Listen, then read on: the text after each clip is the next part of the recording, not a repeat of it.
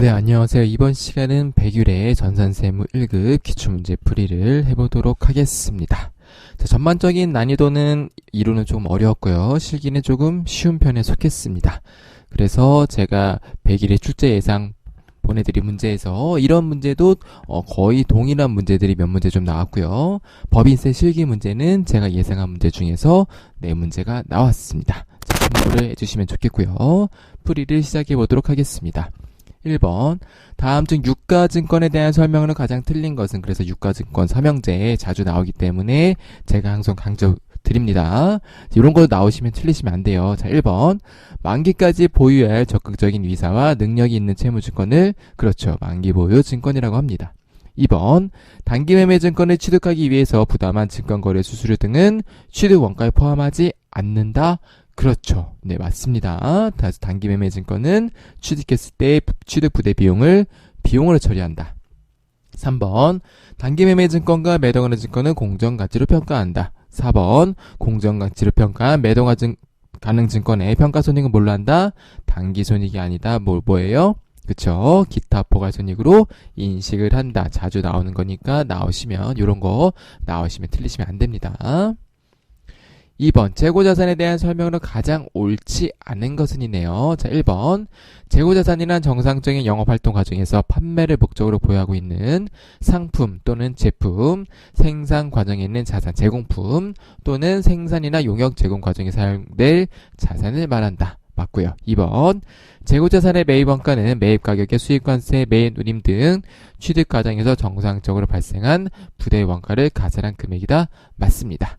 자, 3번, 재고자산의 가격이 계속 상승하고 재고자산 매입 수량이 판매 수량보다 큰 경우에 재고자산을 가장 낮게 보수적으로 평가하는 방법은 선의선출법이다 라고 되어 있는데요. 자, 재고자산의 가격이 계속 상승한다는 얘기는 이런 거죠. 자, 시간이고요. 가격이니까 가격이라고 해볼게요. 자, 그러면 어떻게 되는 거예요? 이렇게 계속 재고자산 가격이 상승하고 있는데, 자, 재고자산 매입 수량이 판매 수량보다 큰 경우는 무슨 얘기예요? 매입보다 판매가 크다는 얘기는 뭐예요? 재고가 계속 쌓인다는 얘기죠. 그죠? 재고가 계속 쌓이고 있는데, 자, 이렇게 큰 경우에 재고자산을 가장 낮게, 그러니까 뭐예요? 재고자산의, 잠시만요. 기초 있고, 기말이 있으면 이 재고자산의 금액을 낮게 보수적으로 평가하는 방법은 뭐야 되겠어요? 자, 재고자산 가격이 계속 상승하고 있으니까 어떻게 되겠어요? 그쵸, 요거를 먼저 판매한 것처럼 해야지 기말 재고자산 금액이 낮아지겠죠. 이해 가시나요? 다시 한번.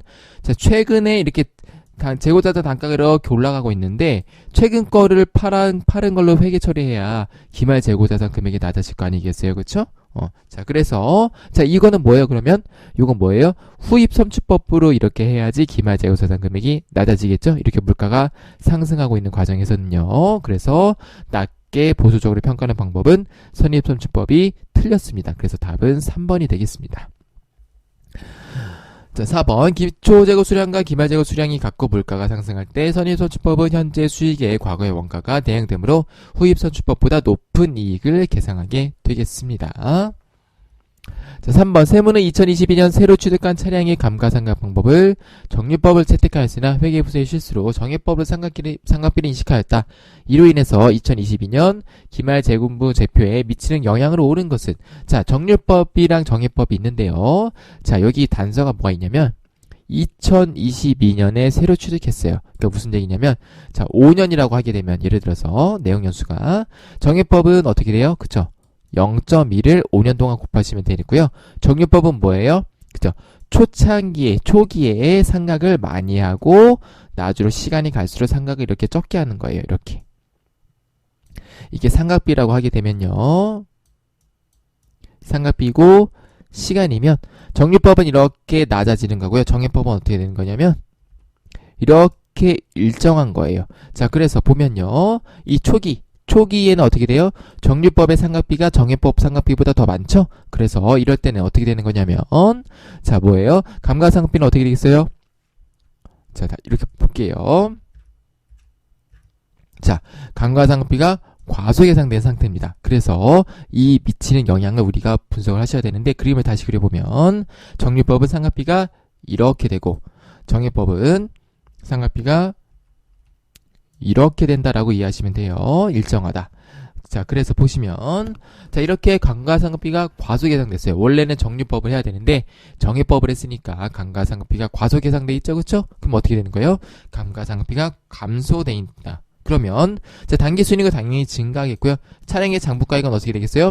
상각비가 과소계상돼 있으니까, 그쵸? 얘도 증가돼 있겠죠? 그래서 답은 2번이 되겠습니다. 자, 4번. DL은 2021년 1월 1일부터 3년간 미래의 사업을 신축하는 계약을 체결하고 공사를 진행하고 있으며 관련 자료는 다음과 같다. 해당 공사의 수익인식 기준으로 진행 기준을 적용할 경우에 자, DL이 인식할 2022년의 공사 손실은 얼마인가? 자, 보겠습니다. 자, 그래서 공사 원가, 공사 수익, 공사 이익 문제는 어떻게 한다고요? 누적에서 누적을 뺀다. 그리고 어떻게 한다? 진행률을 구해준다. 라고 요것만 기억하시면 다 풀 수가 있습니다. 자, 그리고 참고로 요거는 그쵸, 제가 출제 예상된 문제와 동일한 유형의 문제가 되겠죠? 그렇죠. 2022년에 손실 나는 것까지 동일한 문제가 되겠습니다. 자, 그래서 보면요. 자, 2021년 누적 원가 얼마예요? 그렇죠. 요거 두 개 더하시면은 9,500만원, 3,800에 5,700 더하시면 9,500이고요. 자, 2022년은 어떻게 해요? 3,800에 4,600에 2,100을 더하면 1억 500이 나옵니다. 자, 그 다음에 자, 누적 수익은 어떻게 돼요? 그렇죠. 계약 금액이 1억이니까요. 1억으로 하시면 되겠고요. 그 다음에 누적 원가가 9,500이니까 이렇게 누적에서 누적을 뺀 다음에 누적 진행률을 곱해 주시면은 자, 2021년에 수익은 얼마다? 200만 원인데요. 자, 22년 보시면 어떻게 돼요? 그쵸. 내 계약 금액보다 어떻게 돼요? 원가가 늘어났죠. 이럴 때는 어떻게 한다고요? 전액 어떻게 한다?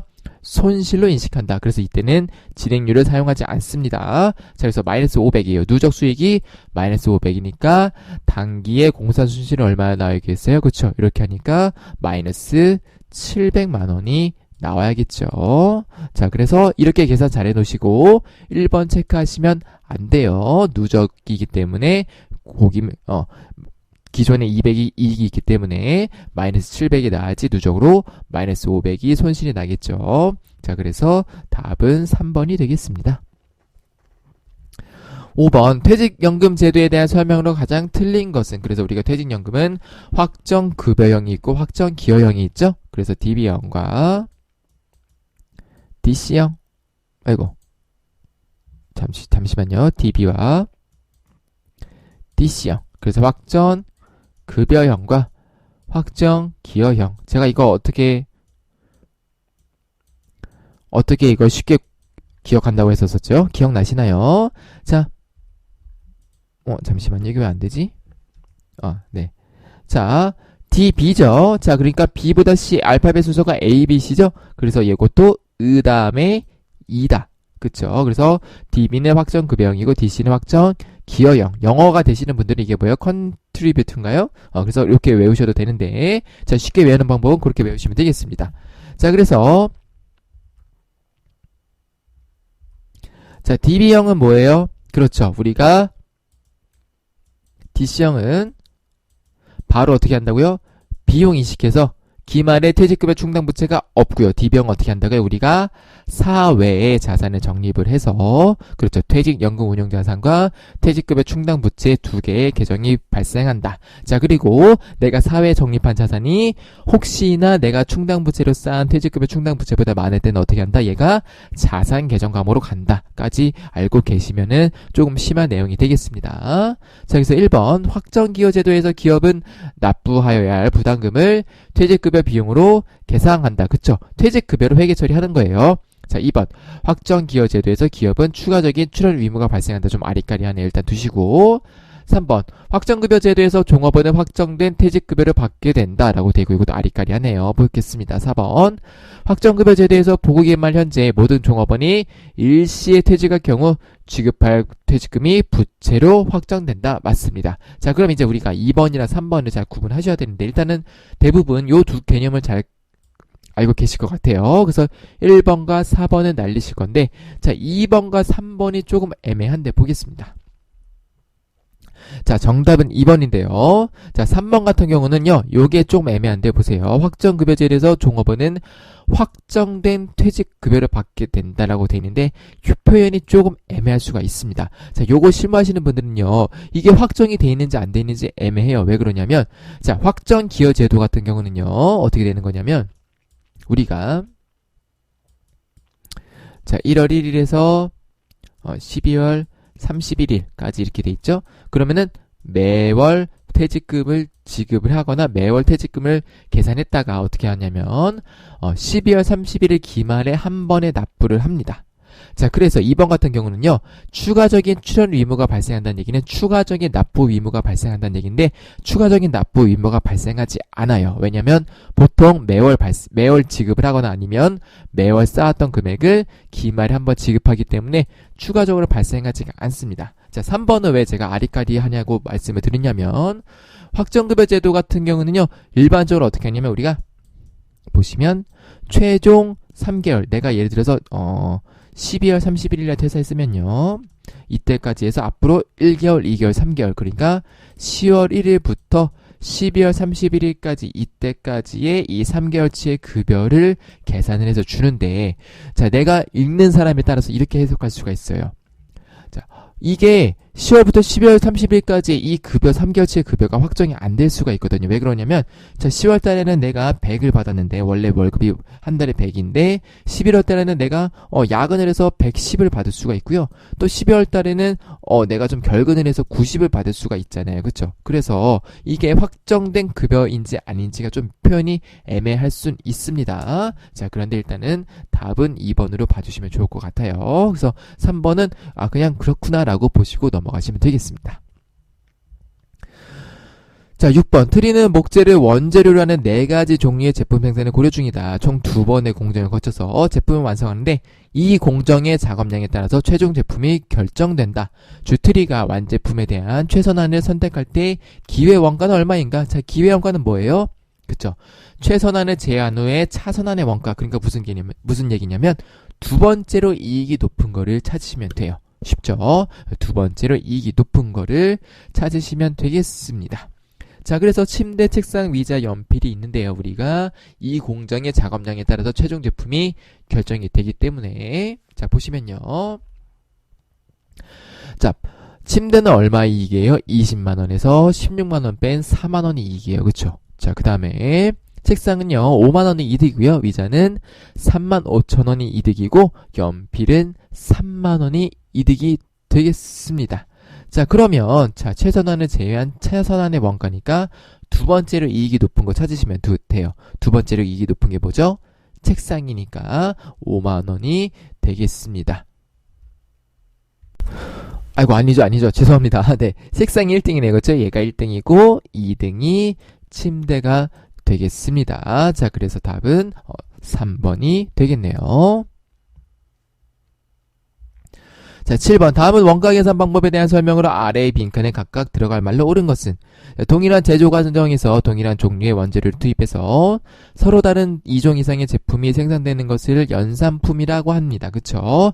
이러한 연산품이 개별적으로 식별 가능한 시점을 뭐라 그러죠? 그쵸? 우리가 분리점이라고 하고요. 분리점에 돌아가기 전까지 연산품을 제조하는 과정에서 발생한 원가를 우리가 뭘로 한다? 결합 원가라고 합니다. 그래서 제가 원가 강의 보시면요, 이렇게 결합 원가 발생해서 분리점에서 우리가 이렇게 원가를 나눌 수가 있는데, 그쵸? 무슨 방법이 있었었죠? 뭐 순실현가치, 균등총이익률법 이런 것들이 있었었죠. 그래서 시험 문제 가장 많이 나오는 거는 순실현가치로 하는 거나 아니면 균등총이익률법으로 계산 문제도 나올 수가 있겠습니다. 이제 이런 개념들이 천천히 나오는 거 보니까 대비를 해주시면 좋겠죠. 답은 4번이 되겠네요. 자, 8번. 한세는 보조 부분의 제조 간조 원가를 이중 배분율법에 의해서 제조 부분에 배부하고자 한다. 자, 보조 부분에서 발생한 변동 제조 간조 원가는 300만원, 고정 제조 간조 원가는 420만원이다. 이 경우에 수선 부분에 배부될 보조 부분의 제조 간조 원가를 구하시오. 자, 우리가 일반적으로 보조 부분의 제조 원가 전산세무에서 전통적으로 나왔던 문제 뭐죠? 그렇죠. 직접 배분법, 단계 배분법, 상호 배분법인데, 자, 이거 말고도 이론 수업할 때 배운 게 뭐가 있었죠?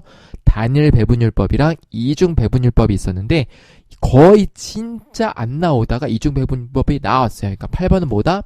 100점 방지 문제다라고 기억하시면 돼요. 이런 거 나오면은 스트레스 받지 마시고, 내가 혹시 뭐 하다 보니까 풀었어. 그럼 땡큐고요. 모르면 스트레스 받지 마시고 넘어가시면 됩니다. 자, 그래서 이점 배분율법은 어떻게 구하는 거냐면요.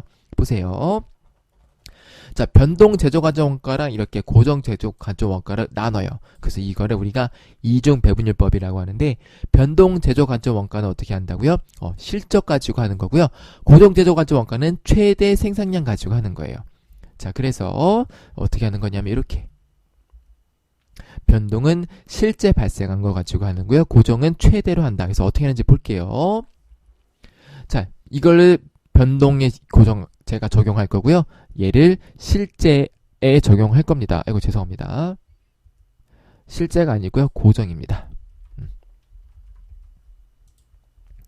자, 그래서 보시면은 변동제조가점가 300만원 발생했고요. 고정제조가점가는 420 발생했는데, 자, 우리가 수선 부분만 할 거니까요. 수선 부분에 어떻게 되겠어요? 300만원 중에서 이렇게 2000대 1000으로 배분하는 거예요. 그래서 300만원이니까 조립 부분에는 200만원 배부될 거고요.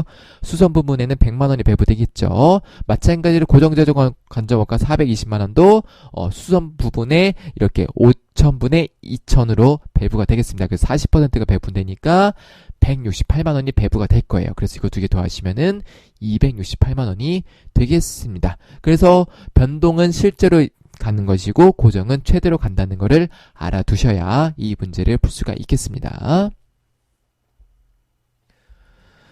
9번 선입선출법에 의한 종합원가 계산에 적용할 경우에 아래의 자료를 참고해서 단기 가공원가 발생액을 구하면 얼마인가 라고 되어 있습니다. 그래서 공식을 한번 넣어보겠습니다. 선입선출법이니까 지우시고요.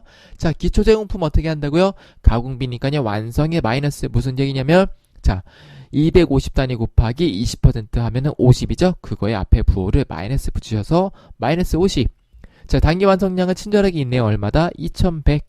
기말제공품 얼마예요? 완성 퍼센트니까 450 곱하기 80% 하면은 360이 나옵니다. 자, 그럼 이거 세 개 합하면 얼마라고요? 완성량이 2410원인데, 자, 우리가 보니까 가공원가 발생액이죠. 그러니까 무슨 얘기냐면은 이 완성품 환산량에 대한 가공원가 발생액을 구하시면 됩니다. 자, 그래서 얼마예요? 자, 여기 보니까 단위당 원가가 10원이 있네요. 그쵸? 그럼 2410원에다가 12를 곱하시면은 28,920원이 나오게 되겠습니다. 그래서 답은 2번이 되겠네요. 자, 그래서 무슨 뜻이냐면 이런 뜻이에요. 완성품이 2410인데요. 기초에 마이너스 50으로 배분됐고요. 단기 완성량에 2100개 배분됐고, 기말제공품에 360개 배분됐다. 이렇게 이해를 하시면 되겠습니다.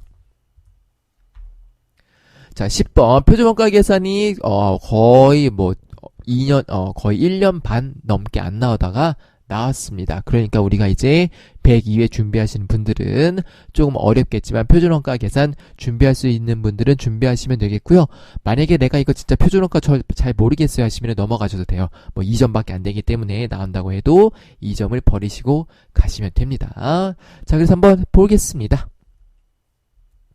자, AQAP, AQSP, SQSP를 먼저 그려놓으시고요. 이제 넣으시면 되겠죠.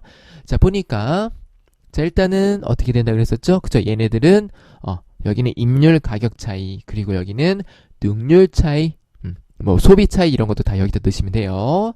자, 그 다음에 자, 어떻게 한다고요? 둘 중에 비교해서 오른쪽 값이 더 크면 유리하다라고 기억을 하시면 돼요. 그래서 이 포맷을 짜놓고 문제를 푸시면 됩니다.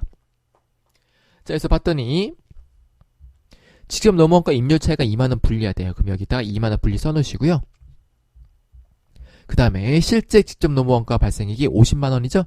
실제 직접 노무원가 발생액이 50만원이고요. 그러면은 실제에 대한 표준원가가 얼마예요? 2만원 분리한 거니까 50만원에서 2만원 빼면 48만원 나오고요. 실제 직접 노동시간 AQ가 얼마다? 4,800. 그 다음 표준 직접 노동시간 SQ가 얼마다? 4,900시간이다. 자, 그러면 어떻게 이거 SP 구할 수 있죠? 4,800시간인데 SP를 곱하면 48만원 나오니까 SP는 얼마다? 100원.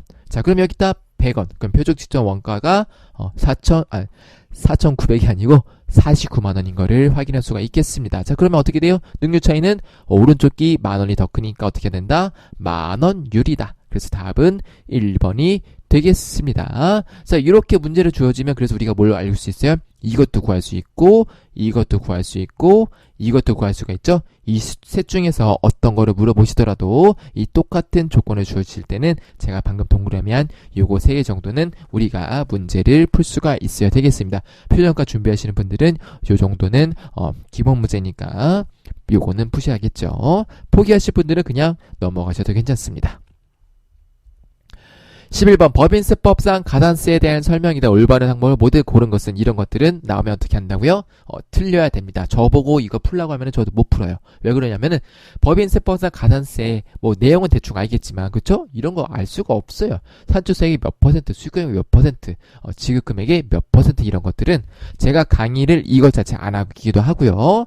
강의할 때 그냥 잠깐만 보고 하는 것이지 이거를 달달달달 외울 수는 없습니다. 부가세 같은 경우는 가산세 문제가 자주 나오기 때문에 당연히 암기가 돼 있지만 법인세 아주 가끔 이렇게 가산세 나오는데 거기에 퍼센트까지 나온다? 거의 맞출 수가 없어요. 그래서 이런 것들은 나오셔도 그냥 만약에 내가 101회 이후 102회, 103회, 104회 준비하시는 분들이 이거 보셔도 이거는 그냥 퍼센트 외우지 마시고요. 그냥 이거 나오면 틀려야지라는 마음으로 보시면 되겠습니다. 자, 그래서 가볼게요. 주식 등 변동상한 명세서 제출 불성 시 가산세는 산출세액이 없어도 적용해야겠죠. 그쵸? 산출세액이 없으면 적용하지 않으면 가산세 의미가 없겠죠. 자, 그 다음에 과세소득이 있는 내국법인의 복식보기 방식으로 장부를 기장하지 않으면 산출세액의 20%와 수익금액의 0.07% 중 큰 금액을 가산세로 납부해야 된다 라고 되어 있고요. 3번 답은 내국법인이 접대비를 지출하면서 적격증명 서류를 받지 않아서 송금 불산입된 경우에도 증명서류 수치 불성 시 가산세를 납부해야 한다라고 되어 있는데요. 제가 여기 뭐라고 써놨어요?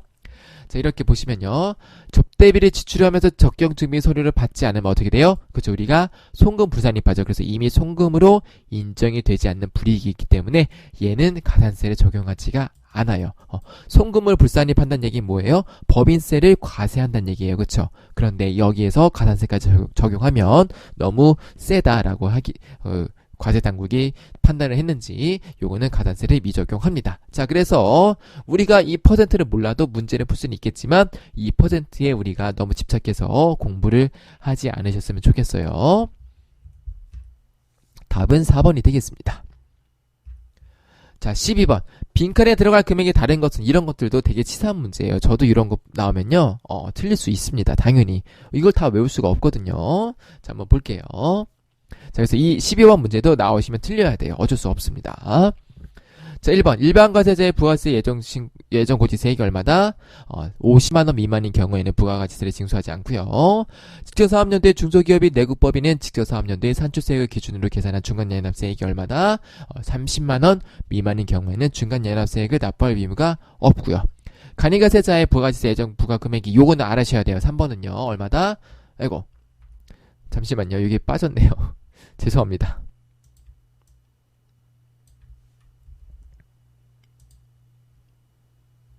죄송합니다. 제가 요거를 좀 급하게 만들다 보니까 좀 오류가 있습니다. 이해를 좀 부탁드릴게요. 자, 그래서 간이가세자 요 3번 정도는 암기를 하셔야 돼요. 요건 잘 나올 수 있으니까요. 그래서 50만원 미만인 경우에는 부가세를 징수하지 않고요. 종합소득이 있는 거주자의 소득세 중간연회세액이 50만원 미만인 경우에 중간연회세액을 징수하지 않는다. 자, 그래서 똑같이 얘도 중간연회세액이고 얘도 중간연회세액인데 이렇게 암기를 해도 헷갈릴 수가 있기 때문에 이런 것들 나오시면요. 그냥 틀린다는 생각으로 편하게 푸세요. 근데 3번은 암기를 하시면 좋겠습니다. 답은 2번이 되겠네요. 13번 다음년 소득세법상 납세 의무에 대한 설명으로 가장 틀린 것은 1번 비거주자는 국내 및 국외 원전소득에 대한 소득세 납세 의무를 진다라고 되어 있는데요. 비거주자 뭐죠? 그쵸. 우리가 비거주자는 국내에 주소나 거주를 두지 않은 사람들을 비거주자라고 하는데요. 쉽게 이야기하면 외국인이라고 생각하시면 돼요. 자, 외국인인데 외국인이 국내에서 돈을 벌었는데 자, 예를 들어서 자, 외국인인데요. 미국 사람이에요. 미국 사람인데 자, 한국에서 활동을 하고 있어서 한국에서 소득이 있고 미국에서 미국에서 소득이 있어요. 자, 그런데 자, 외국인이 미국과 한국에 소득이 있는데요. 이게 비거주자라고 했을 때는요.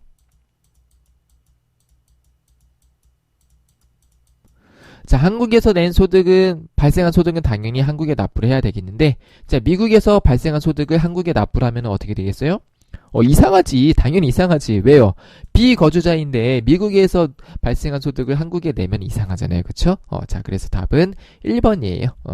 그래서 비거주자는 국에는 내지 않고요. 다만 거주자는 국의 거를 내야 됩니다. 답이 1번이 되겠고요. 자, 2번, 3번, 4번 내용 중에서요. 자, 3번 내용 중요하다고 말씀 몇 번 드렸었죠?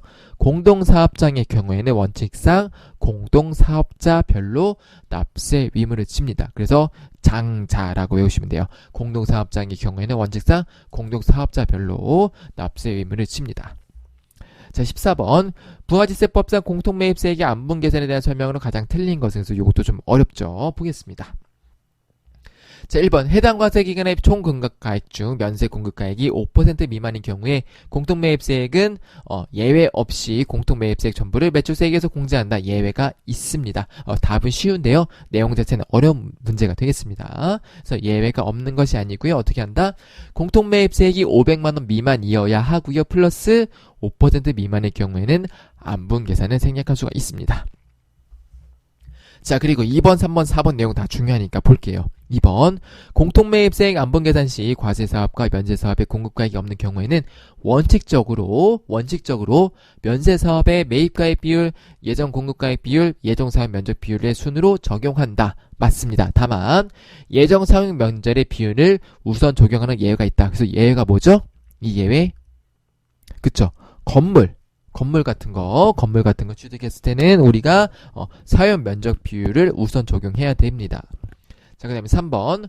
공통매입세액을 2의 경우와 같이 안분간하여 계산한 경우에는 과세사업과 면세사업의 공급가액 또는 사용 면적이 확정되는 과세기간에 대한 납부세액을 확정신고할 때 정산합니다. 그래서 확정신고 시에 정산하는 게 맞고요. 어떻게 된다? 이게 예정공급가액이나 예정사용 면적이 있을 때는요. 확정되는 과세기간에 확정신고에 정산을 하셔야 됩니다. 자, 4번. 해당 과세기간 중에 공통매입세액이 5만원 미만인 경우에는요. 그쵸? 이때는 소액이기 때문에 공통매입세액이 매입세액이에요. 매입가액이 아니고요. 공통매입세액이 5만원 미만일 때는 전부 매출세액에서 공제하는 이런 예외가 있습니다. 그래서 2번, 3번, 4번 기억을 잘 하셔야 됩니다. 이런 것들은요. 말문제로 나왔을 때 쉬운데 이거를 실기 문제 나오면서 부가세, 공통매입세액, 안분 넣어봐라 라고 했을 때 이런 내용들 나오면 되게 어렵거든요. 그래서 2번, 3번, 4번 반드시 공부를 하시면 좋겠습니다. 네. 자, 15번. 다음 중 부가지세법상 간이가세 제한 설명으로 가장 틀린 것은 1번. 간이가세자는 미제 매입세액 공제를 적용하지 않는다. 맞습니다. 2번. 해당 과세기간에 발급받은 세금 계산서상 공급대가의 0.5%를 매입세 공제한다. 자, 그 다음에 3번. 일반 과세자를 적용받으려는 자는 언제든지가 아니라 어디다? 그쵸. 일반 과세자 규정을 적용받으려는 달의 말일까지 전달의 마지막 날일까지 포기 신고를 하셔야 됩니다. 4번. 해당 과세 기간에 대한 공급 대가의 합계액이 4,800만원 미만이면은 기존 간이가세자가 4,800이었죠. 그래서 납부 의무를 면제한다를 기억을 해주시면 되겠네요. 답은 3번이 되겠습니다. 잠깐 쉬었다가 실기로 넘어가 보도록 하겠습니다. 네, 실기입니다. 1번. 한라기기로부터 기기장치를 취득하고요. 전자생명서를 발급받았으며 대금은 보통예금으로 지급하였다. 당사는 설비자산의 취득을 위해서 1월 30일에 정부로부터 상환 의무가 없는 국고보조금 5천만원을 보통예금 계좌로 수령하였다. 단 국고보조금 회계 처리를 포함한 모든 입력을 매일 매주 전부해서 하라고 되어 있습니다. 자, 전자세금에서 발급받았으니까 일단은요 50일 과세 전자요 하시면 되겠고요. 자, 보겠습니다. 자, 일단은 첫 번째로 1월 30일에 전표를 확인하시면은 좀 더 정확한 회계 처리를 할 수가 있습니다. 왜 그러냐면 1월 30일에 정부로부터 상환 의무가 없는 국고보조금 5천만원을 어떻게 회계 처리했는지, 이 국고보조금 계정을 뭘 냈는지를 확인하셔야 되거든요. 자, 보통예금 계좌로 수령했기 때문에 보통예금 5천만원 늘어났을 것이고요. 국고보조금이 5천만원 이렇게 늘어난 전표를 확인하시면 되겠습니다. 저는 일단은 설명해야 되니까 넘어가 볼게요. 자, 그래서 일단은 기계장치 6천만 원에 부가세 600에 그 다음에 자, 보통예금을 6,600을 줬는데요. 자, 이 다음에 어떻게 되냐면 자, 국고보조금을 5천만 원을 취득할 때 썼기 때문에 이렇게 국고보조금 해주시면 되겠고요. 그 다음 어떻게 한다? 그쵸, 국고보조금을 이렇게 없애주시는 거예요. 자, 그래서 이 국고보조금은 어떻게 한다고? 얘는 어떻게 한다? 얘는 똑같이 기계장치처럼 상각을 하는 계정이고요. 그래서 얘는 어떤 계정이냐면은 자산 계정입니다. 자, 그래서 이렇게 확인하시면 되겠고요. 이 국고보조금은 어떻게 되는 거예요? 그쵸? 우리가 1월 30일 전표에, 아이고, 죄송합니다. 요거 좀 설명이 틀렸네. 자, 그래서 이 국고보조금이, 죄송합니다. 이게 자산 계정이에요. 죄송합니다. 네, 제가 약간, 설명이 헷갈렸습니다. 그래서 자산 계정인데 뭐라고요? 자산의, 차감 계정이에요. 차감. 자산의 차감 계정이 되겠고요. 이 국고보조금이 어떻게 되는 거냐면요. 우리가 아까 1월 30일 전표에 있던 보통예금 5천에 국고보조금 5천 이 계정을 이렇게 상계 처리해서 없애주시는 겁니다. 얘를 상계 처리해서 없애주시는 계정이고요. 우리가 나중에 기계장치 부가세에서 이 국고보조금을 자산의 차감 계정에서 얘를 어떻게 한다고요? 나중에 별도로 감가상각을 해준다라고 생각을 하시면 되겠습니다. 자, 그래서 국고보조금 나오는 문제들이 가끔 나오는데 이번에 또 나왔습니다. 좀 어려울 수 있겠지만 차분히 푸셨을 거라고 생각을 합니다. 2번, 개인 소비자에게 제품 10대를 판매하고요. 대금을 현금으로 수령하였다. 자, 그런데 소비자가 현금 영수증의 발급을 원하지 않아서 동금액에 대해서 국세청 지정번호로 현금 영수증을 발급했대요. 자, 그래서 어떻게 되는 거냐면 얘는 중요한 게 22 현과가 맞아요. 왜냐하면 뭐라고 돼 있어요? 국세청 지정번호로 현금 영수증을 발급을 했다라고 돼 있기 때문에 현금 과세로 넣으셔야 되겠고요. 자, 그 다음에 분계는 어렵진 않죠. 그래서 제품 매출 300에 공급가액 30만원 10대 했으니까요. 300에 30 하시면 되겠고요. 자, 그 다음에 현금으로 330만원을 받았다. 회계 처리해 주시면 되겠습니다. 3번, 당사와 김부자 씨가 체결한 자본 투자 계약의 약정에 따라서 보통예금으로 자본을 납입받았대요. 자, 신주인수 대금이 보통예금 계좌로 입금되었으며 신주인수권 부사채를 발행했나봐요. 즉시 신주교부와 증자 등기를 완료하였다. 다음은 투자계약서의 일부 내용이다. 자, 즉시 신주교부와 증자 등기를 완료했다는 얘기는요, 회계 처리 날짜가 좀 달라질 수 있는데 그런 것들에 대한 예외를 허용하지 않겠다라고 되어 있는 겁니다. 그냥 무시하시고 푸시면 되겠어요. 자, 그래서 봤더니 회사는 본 계약에 따라서 다음과 같은 본권 주식을 발행하여 증자 등기를 하고 투자자는 이를 인수한다.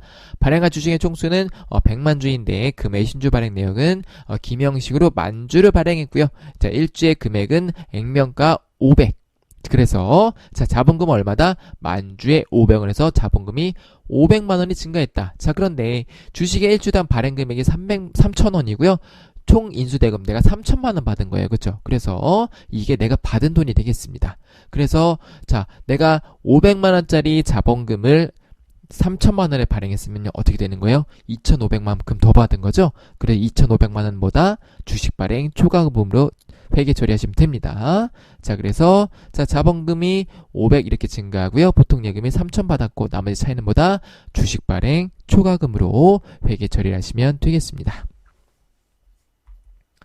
4번, 당사가 보유하고 있던 매도가는 증권은 다음과는 조건으로 처분하고 대금은 보통예금 계좌로 입금되었다라고 되어 있습니다. 자, 2021년 기말평가는 적절하게 이루어졌다라는 얘기니까 2021년 12월 31일에 이 금액을 확인하시고 우리가 매도가는 증권 평가이익 같은 것들이 있는지 확인하신 다음에 상계에서 없애야겠죠. 자, 그래서 보겠습니다. 자, 기초장부가액은 2021년 12월 30일에 공정가액 1,900만원이 되겠죠. 왜냐면은 외압 이렇게 매도가는 증권 평가이익을 했을 테니까요. 그쵸? 자, 그래서 평가이익이 400만원 있고요. 우리가 손익 계산할 때는 어떻게 한다? 처분이익 같은 거 계산할 때 어떻게 한다고요? 최초 취득 원가랑 양도가액을 가지고 비교하는 것이죠. 그래서 이렇게 취득 원가랑 양도가액을 비교하게 되면은 결론적으로 어떻게 된다고요? 내가 1,500에 샀는데 1,700에 팔았으니까 결론은 뭐다? 처분이익이 200이 나와야 됩니다. 그쵸? 그래서 회계 처리 해볼게요. 자, 일단은 매도하는 증권을 일단은 1,700에 팔았어요. 그래서 차변에 보통 예금에 1,700을 받았고요. 자, 기초장부가액이 얼마예요? 1900인 거예요. 자, 그 다음에 기존에 있던 평가액이 어떻게 한다고요? 400 없애주시면은, 그렇죠. 내가 최종적으로 인식해야 될 처분이익이 200이 이렇게 나오는 거를 확인할 수가 있겠습니다. 조금 어려울 수 있는데요. 요런 정도는 아까 그 이론 문제 1번이었나요? 그 연계해서 매등 유가증권 삼형제 분괴도 할 수 있어야 되고, 이런 문제 나와도 이런 것들은 가급적이면은 보너스 문제라고 인식을 해주셔야 되겠습니다. 자, 부가세입니다. 1번. 다음 전에 근거해서 2022년 제1기에 신용카드 매출 전표 등 수령명세서랑 공제받지 못할 매입세 명세서를 작성을 하고 되어 있습니다. 자, 그래서 신용카드 매출 전표 수령부는 모두 법인 명의 신한카드를 사용했고요. 자, 1번 보니까요. 여기. 세액면세는 발급이 금지되어 있고 영수증만을 발급해야 하는 차이다. 그러니까 얘는 영수증만을 발급해야 되니까 그거 체크하시면 되겠죠. 자, 그래서 보겠습니다. 자, 5월 1일 문구사랑 일반이고요. 사업자등록 공급대가 세금계산서 있는데요. 자, 우리가 지금 뭘 입력할 거예요? 신용카드 매출 전부터 수령 명세서랑 공제받지 못할 매입세 명세서. 공제받지 못할 거 뭐예요? 이거 불공차저는 얘기죠? 자, 그 다음에 이거는 신용카드로 했는데 공제받을 수 있는 거, 그런 것들 찾으시면 되겠죠. 자, 그러니까 신용카드만 보셔야 되니까요. 자, 이렇게 빨간색 줄은 신용카드만 보셔야 되겠고요. 그 다음에 이 파란색 줄은 우리가 불공인 거를 찾아야 된다. 그렇게 구분하시면 되겠습니다. 자, 그래서 보면, 자, 일단은 신용카드 매출 전표인데요. 보시면 면세니까요. 해당 없으니까 날리시면 되겠고요. 그 다음에 자, 신용카드 매출 전표인데 일반이니까 영업후 소모품 구입했으니까 입력하시면 되겠고요. 그 다음에 자, 보니까 기프트 일반 세금계산서인데 거래처 접대 물품 구입이니까 불공이죠. 그래서 얘는 공제받지 못할 매입세액 명세서에 입력하시면 되겠고, 자, 그 다음에 얘도 뭐예요? 현금 영수증, 신용카드 매출 전표 등이니까 현금 영수증도 당연히 포함이 된다. 직원 채용 광고비니까 공제가 된다. 그 다음에 자, 면세고 신용카드 매출 전표니까요. 다행히 얘도 날리시면 되겠죠. 거기다 플러스 뭐예요? 대표자 자녀라고 돼 있기 때문에 당연히 불공하시면 되겠고, 자, 그 다음에 자, 이렇게 해서 정리를 해서요. 신용카드 매출 전표 때 수령 명세서는 착한 마트랑 구인청구 입력하시면 되겠고요. 공제받지 못한 매입세 명세서는 기프트만 입력을 하시면 되겠습니다. 자, 그래서 입력은 이렇게 하시면 됩니다. 어렵지 않으니까요. 요거는 답안지 확인하셔가지고요. 입력을 한번 해보시면 되겠습니다. 자, 2번. 당사는 2022년 제2기 확정신고 기간에 부가세세 신고를 기한 내에 하지 않아서 2023년 2월 10일에 기한 후 신고를 하고자 납부하고자 합니다. 다음 자료를 메인 매출 전표에 입력하시면 되겠고요. 분계는 생략하라고 되어 있습니다. 그리고 부가가치세 신고서를 작성하라고 되어 있네요. 자, 그 다음에 보니까요. 여긴 제가 밑줄 안 쳐놨는데 일반 무신고 가산세를 적용하라고 되어 있습니다. 그래서 무신고 가산세가 우리가 무신고가 뭐가 있어요? 부정이 있고 일반이 있고, 그쵸? 그 다음에 과소신고가 있는데요. 볼게요. 다시 볼까? 무신고 있고요. 과소신고 있는데 과소신고 몇 퍼센트다? 10%. 무신고 몇 퍼센트다? 20%다. 그쵸? 그 다음에 일반이 그렇고요. 여기다 부정이면 어떻게 한다고요? 괘씸죄가 곱하기 2가 적용이 된다고 했었었죠. 자, 그런데 우리는 무신고의 일반이니까 20%다라고 일단은 체크를 이렇게 하시고 문제를 푸셔야겠죠. 자, 12월 30일 원재료 공급가액 1000만원 부가세 100만원을 하나물산으로부터 매입하고 전자세금세를 발급받았다라고 돼 있으니까요. 50일 과세 거래처 하나물산 전자여로에서 입력하시면 되겠고, 그 다음에 제품을 3회 전자에 판매하고 전자세금세를 발급받았다. 판매했으니까요. 10일 과세 3회 전자여 하시면 되겠어요. 자, 그러면 어떻게 되는 거예요? 그쵸? 내가 150만원 누락했고 100만원 환급받을 거 있으니까 결론적으로는 50만원을 내가 납부를 해야 되는데 신고를 안 했으니까 어떻게 된다? 이거에 대한 우리가 가산세를 계산을 해야 되겠다. 그래서 가산세는 뭐가 있다? 신고지연, 납부지연 두 개를 계산하시면 되겠죠. 자, 그래서 일반 무신고 가산세, 신고지연 가산세를 어떻게 한다고요? 자, 50만원에 아까 제가 20%라고 했었죠? 그 다음에 1개월 이내이기 때문에 50%를 감면이 됩니다. 이거 조금 더 명확하게 써볼게요. 이거를 이렇게, 자, 이렇게 감면이 되는 거예요.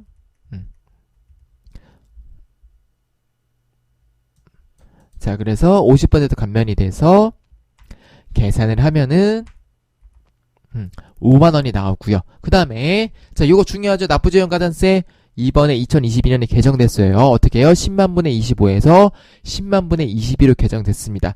다행히 실기 프로그램에 자동으로 반영이 되어 있기 때문에 납부지원가산세를 입력하시면은 자동으로 계산돼서 뭐 10만분의 22를 모르셔도 상관은 없는데 그래도 10만분의 22를 기억을 해주시면 좋겠죠. 자 일반 무신고가산세 그래서 일반 무선 신고보정식 가산세는 요거 20%라 이 50% 감면되는 거를 외우고 계셔야 우리가 풀 수가 있겠습니다. 그래서 요거는 가산세 탭에 입력하시면 되겠죠? 그래서 실기는 어렵지 않습니다. 1500 그쵸? 넣고 1000 넣고 그 다음에 신고불성실에 무신고 일반에 이거 넣어서 5만원 계산하면 되겠고요. 납부 지원은 자동으로 계산이 되겠습니다. 네, 결산전표 입력입니다. 이 부가세 확정신고 기간의 부가지세와 관련된 내용이 아래와 같다. 자, 그래서 부가세 예수금과 부가세 대액금에 정리하는 분계를 하면 되겠죠. 어렵진 않네요. 자, 일단은 없애주시면 되겠죠. 부가세 예수금 없애주시고 부가세 대액금 없애주시고 전자시고세 공제 만원 자비익 인식해 주신 다음에 봤더니 차변이 부족하네. 차변이 부족하다는 얘기 뭐예요? 자산이 부족하다. 그러니까 무슨 얘기예요? 내가 환급을 받는구나. 그래서 나머지 차액을 미수금으로 인식을 해주시면 되겠습니다. 2번 당사는 금성이 2022년 1월 1일 발행한 액면금액 200만원인 채권을 185만 787원의 만기 보유 목적으로 현금을 지급하고 취득하였다. 2022년 12월 30일에 회계 처리를 하시오. 그래서 아까 우리가 실기 이런 문제도 있었고요. 실기 매도하는 증거도 있었고 또 여기 만기 보유 증거 나왔어요. 그러니까 유가증권 삼형제가 세 문제나 나왔습니다.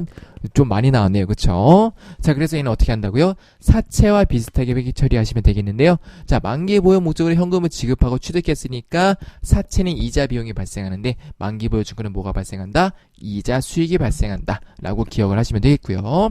자, 사채이자 비용, 사채이자 어떻게 했어요? 자, 할인 발행이라고 했을 때 이자 비용 하시고 어떻게 했어요? 그렇죠? 내가 현금 지급하니까 현금 얼마? 그 다음에 얘 나머지보다 4할차로 넣었죠. 그렇죠? 그래서 이자 비용 어떻게 계산했어요? 이자 비용 어떻게 계산했죠? 우리가 그쵸? 요거 발행 금액에다 뭘 곱해요? 유효 이자율 곱하시면 되겠고요. 현금은 뭐 한다? 액면 금액에 표시 이자율. 그래서 현금 구했고요. 나머지 차액을 4할차로 넣었었죠? 요 유사하게 하시면 됩니다. 자, 그래서 보면요. 자, 이자 수익은 유예 이자 적용 방금 말씀드린 것처럼 그 다음에 표시 이자는 표시 이자 적용 실제로 계좌에 입금되는 이자 수익은 우리가 편의상 결산상 이자라고 생각하시면 되겠습니다. 그러면 조금 더 문제 풀 때 수월할 겁니다. 자, 그래서 어떻게 하면 돼요? 그쵸? 현금을 얼마 받았어요?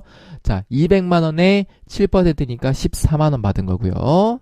자, 그 다음에 미자 수익은 얼마예요? 그쵸? 185만 787원에 여기다가 10% 곱해서 18만 5천 78원 또는 18만 5천원 79원에도 아마 정답으로 인정을 해줄 것 같긴 합니다. 자, 그 다음에 나머지 차익을 어떻게 한다고요? 얘는 우리가 만기보유 사채 같은 경우는 사할차가 발생하지만 만기보유 증권 같은 경우는 이 금액만큼 만기보유 증권의 금액을 늘려줘야 돼요. 그러니까 사채 같은 경우는요. 사할차가 있어서 이 사할차가 사채의 차감 계정이 돼가지고 이렇게 들어가는 것인데 만기보유 증권 같은 경우는 그런 계정이 없기 때문에 직접적으로 만기보유 증권을 늘려주는 거예요. 그래서 결론적으로 어떻게 되냐면 우리가 만기 내가 처음에 이 금액이 되는 것이고요. 이 금액이 만기로 갔을 때는 딱 이 금액이 돼요. 현할차를 평가하기 때문에. 그래서 그렇게 이해를 해주시면 되겠습니다. 3번 다음은 대표이사가 당사로부터 차입한 금전소비대차 관련 자료이다. 2022년 10월 30일 현재 가계입금 인정이자 되게 쉽네요. 그쵸? 하시면 되겠죠. 그래서 금액에다가 대여일이니까 이거 월수만 잘 확인하셔서 계산하시면 되겠습니다. 그래서 미수수익 73만 6천원, 이자수익 73만 6천원 넣으시면 되겠습니다. 4번 당사는 2021년 7월 1일에 영업권을 취득하였다. 영업권의 내용 요소는 5년이고 상각방법은 정해법, 표시방법은 직접법을 채택하고 있다. 자, 직접법이 뭐예요? 제가 여기다 밑줄 안 쳐놨네. 자, 직접법이 있고 간접법이 있는데 직접법은 뭐다? 그렇죠. 예를 들어서 영업권이니까요. 어떻게 해요? 무형자산 상각비 얼마 그리고 어떻게 한다고요?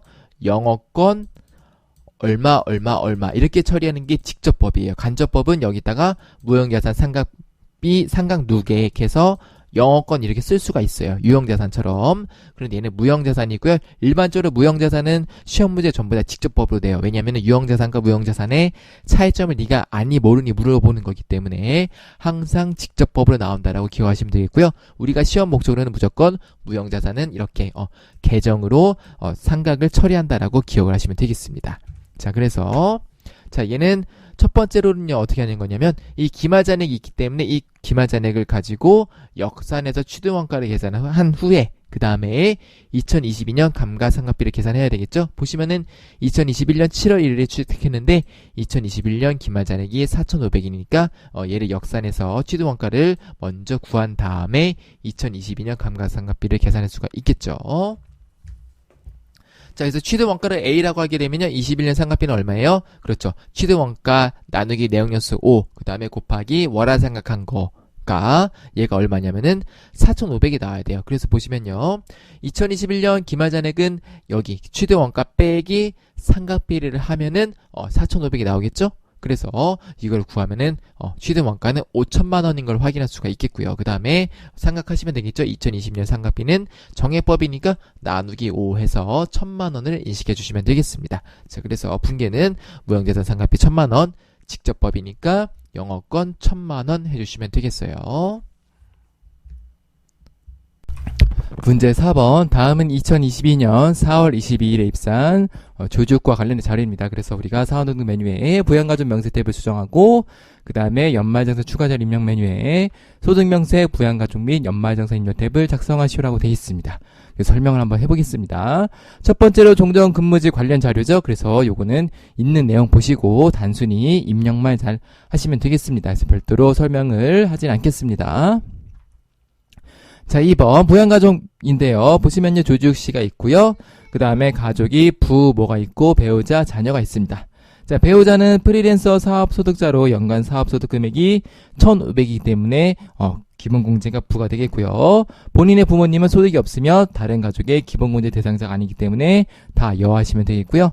아버지는 장애인복지법상 지체장애 4급 장애인이니까 장애인복지법상의 장애인 체크하시면 되겠습니다.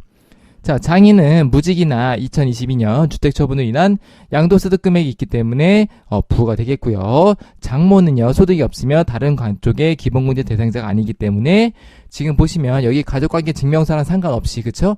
여기 있는 가족관계 증명서는 뭐냐면, 가족관계 증명서는 본인을 기준으로 한 가족사항들이 나오는 거예요. 그러니까 당연히 장인과 장모는 나오지 않겠죠, 그렇죠? 장인과 장모가 나오려면은 배우자 이미지 씨의 기준으로 했을 때 부모가 되겠죠. 그래서 장인과 장모도 등록을 해주셔야 됩니다. 그래서 등록해 주시면 되겠고요. 이 가족관계 증명서는 서랑 그 인적사항이랑 동일한 게 아니기 때문에 구분하시면 되겠고요. 그래서 얘는 장모는 여 등록하시면 되겠고요. 그 외 부하가족도 소득이 없으니까 전부 다 여 하시면 되겠죠. 주민등록번호는 모두 정상으로 가정한다 되어 있습니다. 자, 그래서 여 이렇게 해주시면 되겠고요. 자, 그 다음에 보시면요, 우리가 2022년이기 때문에 지금 조직은 자녀는 보시면 아마 자동으로 들어갈 수도 있고 안 들어갈 수도 있는데요. 자동으로 아마 들어갈 것 같아요. 왜냐면은 주민등록번호가 2022년이죠. 그쵸? 2022년이고 둘째이기 때문에 우리가 나중에, 그쵸, 세액공제에 자녀 출산 세액공제가 들어가게 되겠습니다. 네, 체크하시면 되겠고요. 그래서 요거는 별도로 입력하지 않아도 둘째라고 표시하시면은 자동으로 프로그램이 계산해서 넣어줄 거예요. 자, 그 다음에 자, 국세청 연말장성 간소화 서비스인데요. 보시면요, 보장성 보험 납입 내역. 그래서 보장성 보험 납입 내역은 자, 조지욱과 조지예가 있는데요. 보시면요, 자녀이기 때문에, 그쵸? 자녀이기 때문에 다 된다. 170을 입력을 해주시면 되겠고요. 자, 그 다음에 위료비 내역인데요. 위료비 내역이 입력하는 방법이 바뀌어서, 그쵸, 위료비 명세서를 입력을 해주셔야 됩니다. 위료비 명세서에서 입력을 하신 다음에 하셔야 돼요. 그래서 그것만 유의하시면 되겠습니다. 그래서 뭐 입력하시면 되겠고요.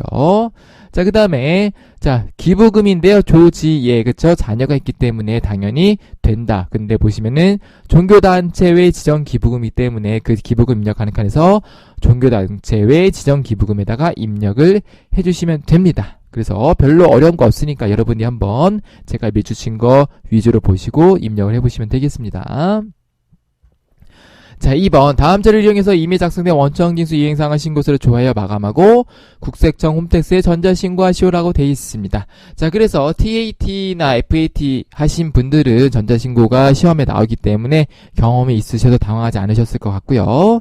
그 다음에 저희도 지금 보시면은 저희 그 스터디방에 제가 가끔 저희 스터디방이 되게 조용하긴 한데 한번 누가 질문해 주셔가지고 그쵸 제가 요거 한국세무사회에서 공개한 매뉴얼을 카톡방에 공유를 드렸었죠. 그래서 전산세무 1급에도 공유를 드렸고 전산세무 2급에도 공유를 드렸습니다. 그래서 이번에 전산세무 1급에서는 그렇죠. 요거 원천징수 이행상한 신고서에 대한 전자신고하는 게 나왔고요. 전산세무 2급에서는 부가세와 관련된 신고가 나왔어요. 그래서 부가세 관련된 신고도 시간이 되시는 분들은 102회 준비하실 때 한번 해보세요. 분명히 이제 교차돼서 나올 겁니다. 물론 배점은 낮아요. 왜냐하면 신고 자체가 어렵진 않습니다. 자, 그래서 보겠습니다. 전산에 입력되어 있는 기본 자료를 보시고 신고를 하면 되는데요. 제가 한번 살펴봤더니 실무에서 신고하는 방법과 상당하게 비슷하게 돼 있어요. 그래서 아마 이제 기본적으로 우리가 한국세무사의 자격시험 같은 경우는 바로 실무에 투입돼야 되는 그런 인재들을 육성하기 위한 양성하고 육성하기 위한 목적이다 보니까 실무적인 내용들이 많이 들어오고 있습니다. 자, 그래서 보시면요. 되게 간단해요. 아마 근데 이거를 해보시지 않으셨어도 어느 정도 그냥 기본 센스가 있으시면은 요거 순서대로 하시면은 우리가 할 수 있거든요. 원천징수 이행상을 신고서 마감한 다음에 두 번째로 전자신고, 그 다음에 세 번째로 국세청 홈택스 전자신고 변환 교육용 순으로 진행하시면 되고요. 자, 전자신고인 전자파일 제작 시 신고인 구분은 납세자 자진신고를 선택하고 비밀번호 12368 전자신고인 전자파일 경로는 여기며 작성연원이 어쩌고저쩌고이다. 최종적으로 국세청 홈택스에서 전자파일 제출하기를 완료하여야 한다. 그래서 한번 해보겠습니다. 자, 그래서 보면 자, 원천징수에 첫 번째로 원천징수 이행상을 신고서 마감하라고 돼 있네요. 원천징수 이행상 신고서 가서요. 자, 귀속월과 지급월이 5월로 돼 있죠. 그래서 귀속월과 지급월을 5월 내주시면 되겠고요. 자, 그 다음에 보시면은 네. 매월 신고이고, 그죠? 신고 구분이 매월. 그 다음에 정기 신고인 거 확인하시면 되겠죠? 자, 이렇게 해서 어떻게 한다고요? 마감하시면 돼요. 자, 그래서 마감을 누르셔서 마감을 하시면 이렇게 마감이 되면서 표시가 된 걸 확인할 수가 있습니다. 자, 이렇게 된 다음에요. 나오셔서요. 그 다음에 뭐 하냐면은, 전자신고 메뉴를 찾으시면 되는데요. 전자신고가, 네, 여기 있네요. 전자신고.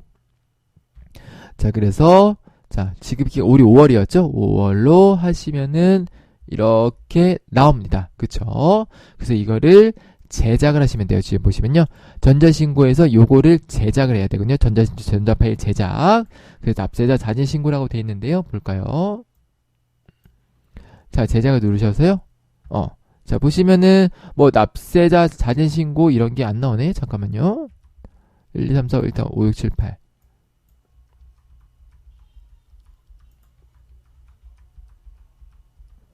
확인. 네. 네, 일단은 뭐 여기는 딱히 나오는 게 없네요. 그쵸? 네. 요거네. 여기 네. 죄송합니다. 저도. 네, 여기 보니까 신고 구분이 기본적으로 2라고 돼 있고요. 납세자 자진신고라고 돼 있죠. 그래서 이렇게 된 상태에서 만드시면 되겠고요. 자, 그 다음에 국세청 홈택스 전자신고 변환 교육론 누르시면요. 네. 자, 일단은, 여기 매뉴얼이 기본적으로 있네요. 그쵸? 네. 있는데, 네. 자, 닫게 누르셔가지고요. 어떻게 하시냐면요.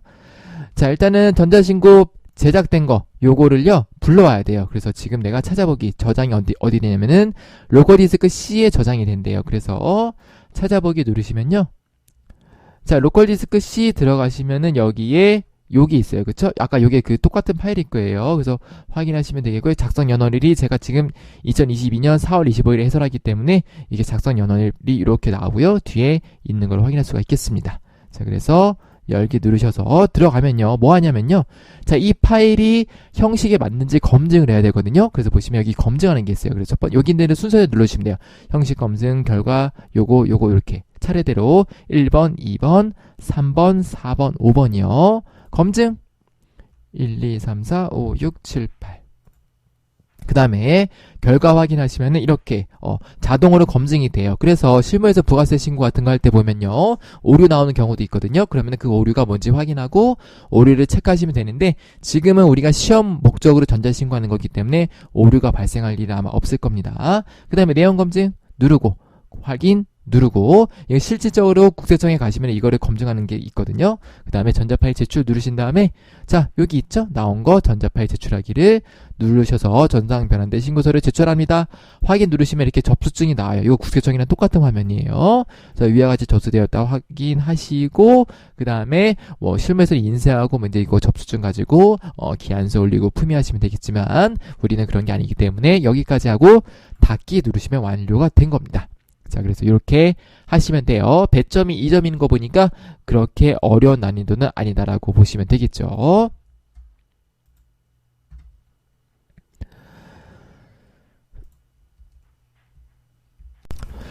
네, 문제 5번 법인세입니다. 1번 다음 자료를 참조해서 수익금의 조정 명세서와 조정 후 수익금의 명세서를 작성하시오.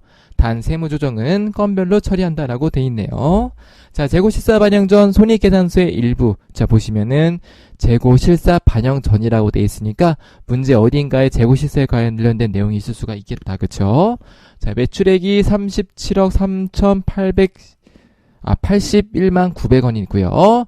제품 매출액에는 수출액이 포함되어 있으니까 이 수출액은 이따가, 그쵸, 우리가 수출 명세서, 수출이네. 매출 입력할 때 수출액을 별도로 구분하시면 되겠고요. 자, 얘기 1기예정 부가지세 신고서 중 과세표준 명세가 있는데 어떻게 돼 있어요? 일반적으로 문제가 어떻게 나오죠? 그렇죠. 매출액과 부가가치세 신고서상 과세표준의 명세서의 차이를 조정하는 게 문제가 나오겠다. 그쵸? 그런데 보니까 과세표준 명세상 수익금액 제외는 업무용 승용차 처분에 따른 전자세금에서 발급분이다. 요거 수익금액 제외분. 그래서 이따가 입력을 할 때 참고를 하시면 되겠습니다. 자, 그 다음에 2022년 귀속 부가가치세 신고 내역 봤더니, 그쵸, 매출액 확인하시면 되겠고요. 과세표준 확인하시면 되겠고요. 자, 그 다음에 재고실사 보고서 일부 봤더니요, 제품 재고 중에서 1,520만원인데 판매가가 1,800만원은 시정품으로 거래처에 반출하였으나 국내 구매자가 해당 제품의 구입 이사를 전달했으나 재무제표에 반영되지 않았다. 무슨 얘기예요? 재무제표에 반영하란 얘기고요. 그쵸? 그래서 어떻게 한다? 그렇죠. 판매가에 1,800만원을 입금 산입하시면 되겠고요. 원가인 1,520을 송금 산입하시면 되겠습니다. 자, 그 다음에 제품 재고 중에서 850만원, 판매가가 1,000만원인데 위탁 판매를 위해서 수탁자에게 전달되었으며 2022년 12월 31일 국내 수탁자가 해당 제품이 판매되었다고 출고장을 보내왔으나 재무제표에 반영되지 않았다. 그러니까 판매되었는데 재무제표에 반영 안 됐으니까 위에 거와 마찬가지로 판매가 1,000만원을 입금 산입하시면 되겠고요. 850은 송금 산입하시면 되겠죠. 보기가 좀 특이하네요. 그렇죠? 웬만하면 둘 중에 하나는 입금 산입하게 나오고 하나는 입금 산입하지 않게 나오는데 좀 특이하게 둘 다 입금 산입하게 나왔습니다. 자, 그래서 이 문제 첫 번째 있었던 1번에 있었던, 그쵸? 재고실사가 보고서 일부가 있기 때문에 여기 보시면 입금이 이렇게 1,800과 1,000만원이 있기 때문에 얘를 어떻게 한다고요? 그쵸? 이 뒤로 와서 반영해야 되겠죠. 그래서 이 두 개를 더해서 매출액을 이렇게 반영을 하시면 되겠습니다. 자, 입력을 한번 해보도록 하겠습니다. 자, 일단 중요한 게 뭐다? 그렇죠. 회사를 바꿔주고 그 다음에 수익금의 조정 명세서부터 가보겠습니다. 자, 그래서 개정 과목이 뭐였냐면요. 자, 매출, 제품 매출. 자, 그 다음에 여기다가 3730810900 결산서상에 이렇게 입력되어 있는 거죠. 그래서 하신 다음에 우리가 이제 아까 그거 봤던 조정, 가상과 차감하시면 되겠는데요. 자, 어디서 하죠? 그렇죠. 자, 우리는 지금 작업 진행률에 위한 것도 아니고요. 중소기업 등 수익금액 인식기준 적용 특례에 의한 수익금액도 아니고 뭐예요? 재고자산에 관련된 거니까 기타 수익금액 조정이 되는 겁니다. 자, 그래서 여기다가 보시면은 자, 제품 매출인데요. 시성품이죠. 자, 그래서 얼마냐면은 1,800이고요. 1,520만원. 자, 그 다음에 제품 매출 위탁 판매 마찬가지로 1,000만원에 850만원 이렇게 넣어주시면은 자동으로 안 들어오네. 네, 안 들어올 때는 어떻게 한다고요? 여기 있는 거 확인해서 넣어야 된다 그랬죠. 그래서 여기다가 2800을 넣어주시면 이렇게 색깔 없이 표시되는 걸 확인할 수가 있겠습니다. 자, 일단 이렇게 해서 수익금액 조정 명세서 입력을 완료할 수가 있겠고요. 자, 그 다음에 여기 있는 세무 조정을 이따가 해보겠습니다. 지금 할까요? 그래, 지금 할까? 네. 자, 그래서 지금 보시면은 이게 매출 누락과 매출효과 가소가 있는데 건별로 하라고 돼 있었으니까 시성품. 잠시만요. 이게 자동이 아니지? 직접 입력. 자, 그래서 1800 유보 발생이고요. 위탁 판매도 1000만원 유보 발생. 자, 송금산입 1520만원. 그 다음에 위탁 판매도 850만원 해서 이렇게 넣어주시면 되겠네요. 자, 그 다음에 저장하시고요. 조정후 수익금액 명세로 가보도록 하겠습니다. 자, 그래서 여기는 자동으로 불러오기가 되어 있는데요. 자, 매출액 아까 우리 수익금액 조정 명세서에 있는 게 그대로 들어온 거를 확인할 수가 있습니다. 2800 더해진 거 보시면은 2800 더해진 37억 5881만 900원이 들어온 걸 확인할 수가 있겠고요. 자, 수출금액 이렇게 표시해야 되니까요. 이 수출금액이 표시돼야 되니까 이 3758에서 이 금액을 빼야죠. 그쵸? 그래서 여기서 얘를 빼서 이 금액을 여기다 넣어 주셔야 돼요. 그래서 여기다가 빼면은 이렇게 나오거든요. 그래서 수출 금액이 582, 890, 400이 나오게끔 정리를 해주시면 되겠습니다. 자, 그 다음에 과세표준과 수익금액 차이 검토. 자, 불러오기를 해볼까요? 자, 하시면은 여기 3758, 811 그리고 네 3742, 810, 900이 나온 거 확인할 수가 있고요. 조정후 수익금액이 이렇게 나와서 차액 1600만원 뭐예요? 1600만원이 네 1200이랑 나머지 400은 뭐지? 네 나머지 400은요 아까 봤던 요거 2800에 대한 거 한번 입력을 해보면 자동으로 영원이 되는 거 우리가 확인할 수가 있겠습니다. 자, 일단은 요 차액 금액을 확인하신 다음에요. 이 금액이 똑같이 나오게 됩니다. 자, 그래서 보면요. 유형자산 및 그쵸. 업무용 수용차니까 유형자산 및 무형자산의 매각이 1200이 있었고요. 자, 그 다음에 우리가 매출 누락한 게 얼마 있었죠? 아까 1800이 1000만원이니까요. 2800 이렇게 되겠습니다. 그래서 이 차액 금액이 없어지게끔 정리를 해주시면 되겠습니다. 네, 저장하시고 나오시면 되겠습니다.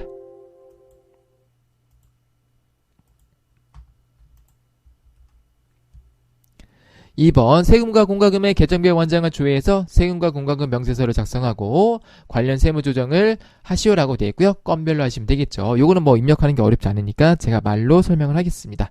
자, 주민세 종업원부는 맞고요. 산재 보험료 연체금, 우리가 연체금과 가산금 유의하라고 말씀드렸었죠.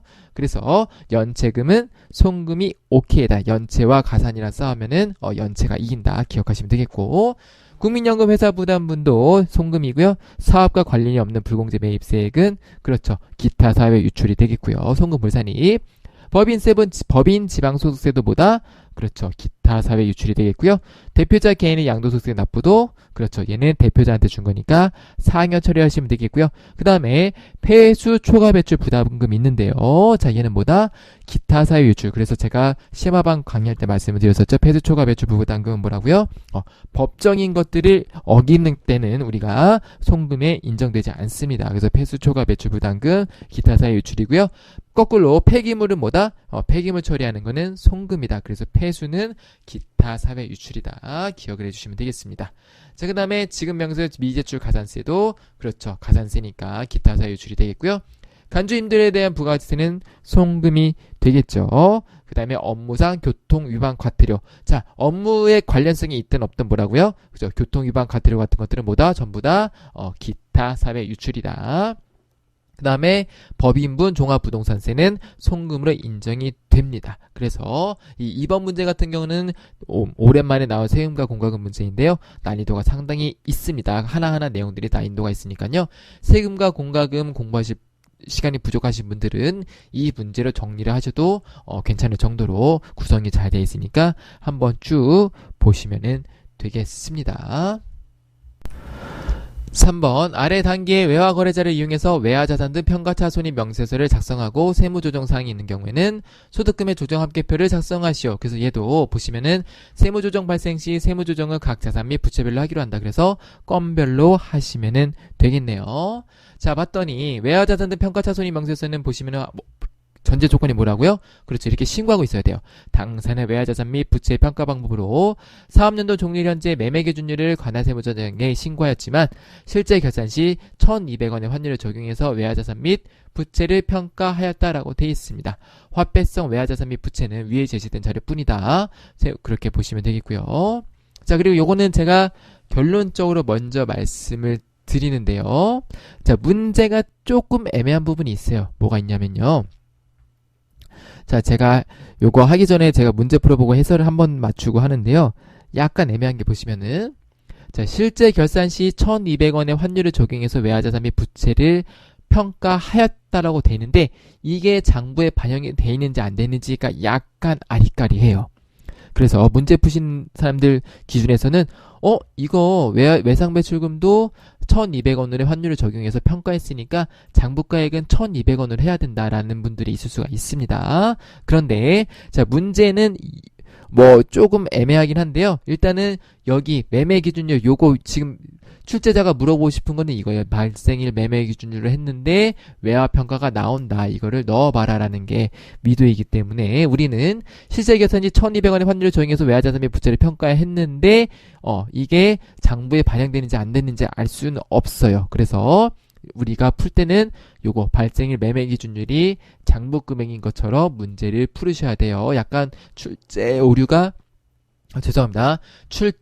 있을 수 있는 지문이 되겠습니다. 그래서 제 생각에는요, 요거 그냥 무시하시고 문제 푸시는 게 더 좋을 것 같습니다. 이렇게 지우시고요. 자, 그래서 나머지는 어렵진 않습니다. 자, 실제 결산 시 1,200원의 환율을 적용했다는 얘기는요, 외상 매출 후 외환산 이익을, 그렇죠, 100만원 계상했다는 얘기예요. 그렇죠? 그래서 50원 곱하기 2만 달러에서 100만 원을 계상했다는 얘기가 되겠습니다. 요걸만 체크하시면 되겠고요. 자, 그 다음에 바로 실기로 넘어가 보도록 하겠습니다. 자, 그래서 보시면 외화자산 등 평가자손익 명세서. 자, 그래서 일단은 우리가 장부에 있는 거, 자, 자산과 부채에 나눠서 입력해야 되겠죠. 자, 그리고 외화평가가 여기 뒤에 있는데 외화평가가 있으니까요 어떻게 한다고요? 그렇죠. 나중에 여기서 외화평가 금액을 넣어야 된다. 기억을 해주시면 되겠습니다. 자, 그래서 자, 외화종류 자산이 USD죠. 둘 다. 그 다음 외화 금액이 2만 달러였고요. 적용환율 요거 1,150원. 자, 기말 평가환율이 1,250원. 자, 그 다음에 얘도 마찬가지로 USD고요. 12,000달러인데 얘는 1,200원에 1,250원이 되겠습니다. 자, 그래서 여기 있는 결과값을 가지고 우리가 원래는 외화평가를 하시면 되는데요. 뭐가 있었죠? 그렇죠. 네, 우리가 여기 환율 조정차에서요. 요거 외화외상 매출금 외화환산 이익 100만원을 이렇게 계상을 해주셔야 돼요. 그래서 손익조정금액을 실제로 40만원만 우리가 효과가 있겠습니다. 그쵸? 40만원만 세무조정 효과를 넣어주시면 됩니다. 자, 그래서 보시면요. 자, 외화부채는 60만원 요거 그대로 송금으로 넣으시면 되는데요. 외상매출금은 이거 입금 넣을 때 어떻게 하냐면은 200만원에서 100만원을 빼고 넣으셔야 돼요. 해볼게요. 자, 그래서 조정 등록을 넣으시면요. 그쵸? 아까 원래는 어떻게 되는 거냐면 200에 60해서 140인데 여기에 뭐가 있냐면 여기에 우리가 입력한 요거 100만원을 인식을 해서요. 실제로는 40만원만큼만 들어가는 거예요. 그래서 해볼게요. 자, 외상매출금 100만원 유보 발생이고요. 자, 아이고.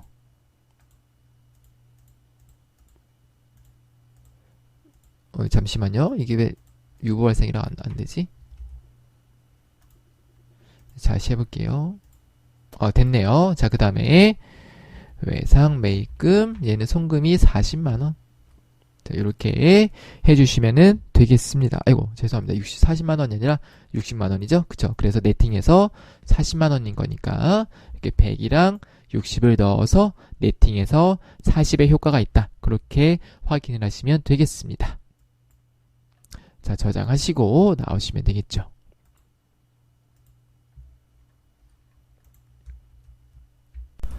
4번 다음의 자료를 이용해서 소득금의 조정 합계표 및 명세서를 추가로 작성하시오라고 되어 있습니다. 그래서 각각에 대해서 세무 조정을 물어보는 문제가 되겠습니다.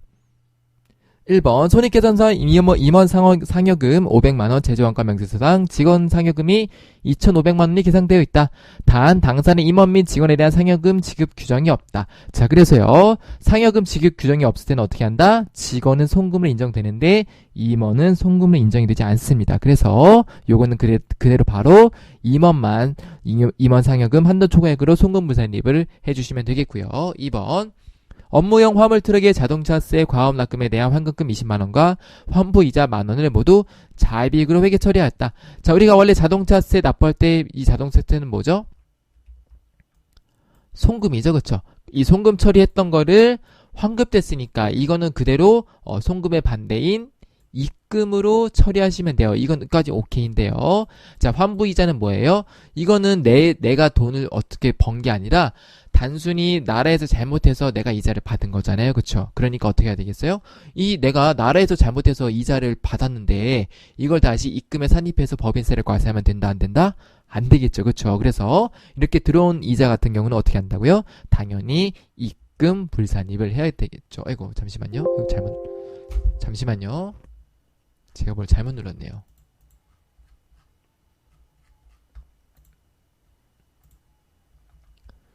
네, 그래서 얘는 입금 불산입을 하시면 되겠고요.